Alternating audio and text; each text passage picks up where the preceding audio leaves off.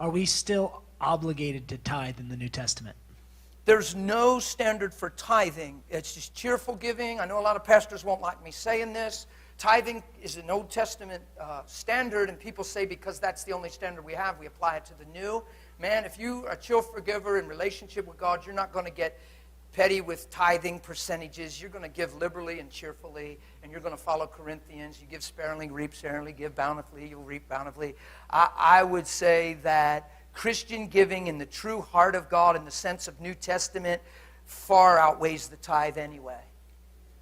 That's not to judge you. You start where faith is. Please don't get trapped in legalism and don't feel judged. A lot of people use Malachi and really hit that thing hard to keep the boat afloat. And I'm not judging anybody. I'm just saying that stuff has happened. I don't have anything in mind when I'm saying that. But here's what I'm saying. The more you're in fellowship with God, in relationship with Jesus, the more your heart becomes a giving heart anyway. And it's not about, when you're a Christian for those right reasons, it's not about what you can get from God. It's how you can become more like Him, and His blessing is for you to become a blessing. You have provision in abundance, and it's not to hoard, it's to multiply and spread. And wow, this house has food. You see what I'm saying? There's no New Testament standard for tithing. Jesus never said to give a percentage, but He did talk about giving.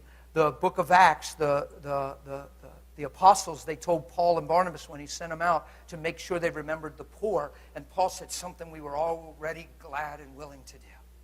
So it's in the Christian heart to be a giver. So please, let's not get legalistic with it. And let's not bind each other up with it. Let's just grow in relationship with God more. And let's see the joy in giving. And one thing I never preach, and I know I could get some real rebuttal on this. I never preach give to get. I preach give because you love.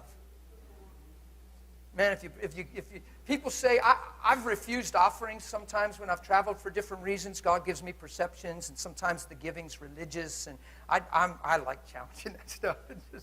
I just like it. And when it's a religious thing, what they always say is, what do you mean you're not receiving offering? You ain't robbing me of my blessing. And I say, look, if the only reason you're giving to me is for your blessing, man, keep it anyway. You give it because you honor and respect and you're sowing a seed. Why are you giving for your blessing? That's pretty selfish. Well, I'm trying to find good ground so I get a good return. That stuff is so preached that our motives have gotten so messed up in why we do what we do. The goal of our instruction is love. We're not giving to gain. We're giving because Jesus is a giver and He loves and He's laid down His life, so we're laying down ours too. You'll find if you live that way and give that way, you won't be praying for nothing. God will just be taking care of what's necessary in the moment.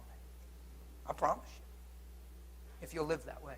There's been so much emphasis on that folks haven't spent time growing in God and maturing in grace and growing in the character of God. We've been just trying to learn to live in a way that gets more increase. Some of us, if the increase would come, it would mess us up. We ain't even ready for the $1 million you're praying for. Well, the wealth of the wicked should be turned over to the righteous. Well, make sure you understand righteousness. Because the wealth of the wicked could make something wicked in you. I'm just saying. Boy, I can feel ripples when I talk about this stuff. We've been so taught a certain way by so many folks. But I'm not afraid to challenge that thing a little bit and ruffle that a little.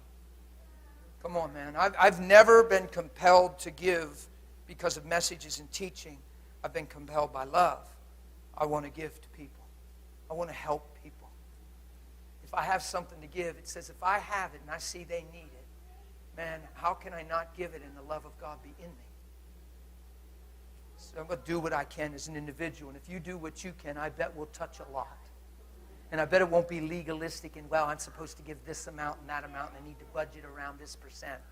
Why don't you live a little more free than that and let God really open the windows of heaven? Are you following?